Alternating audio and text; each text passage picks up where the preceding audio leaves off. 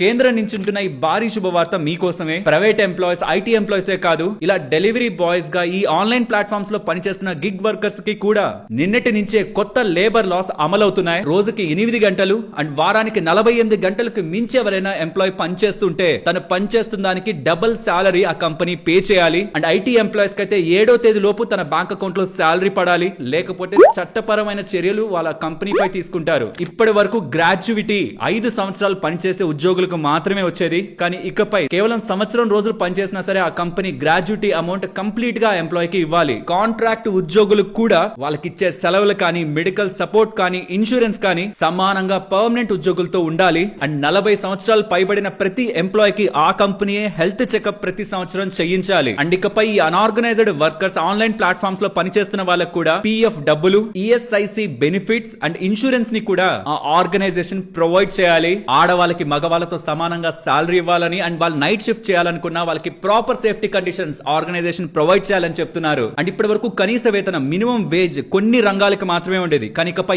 ఎవరు ఇండియాలో జాబ్ చేస్తున్నా వాళ్ళకి మినిమం సాలరీ ఉండాలి. అండ్ ప్రతి ఎంప్లాయీని విత్ అపాయింట్మెంట్ లెటర్ తో మాత్రమే తీసుకోవాలని కూడా కేంద్ర ప్రభుత్వం వాళ్ళు కొత్త రూల్స్ ని తీసుకొచ్చారు. దీనిపై పూర్తి వివరాలు మీకు ఫస్ట్ కామెంట్ లోను ఇస్తున్నాను. ఇది నిన్నటి నుంచి అమల్లోకి వచ్చాయి. జాబ్ చేసే ప్రతి ఒక్కరికి ఇది తెలియాలి. తప్పకుండా షేర్ చేయండి. అండ్ మీరు అలా వెళ్లే ముందు ఛానల్ ని సబ్స్క్రైబ్ చేయొచ్చు కదా.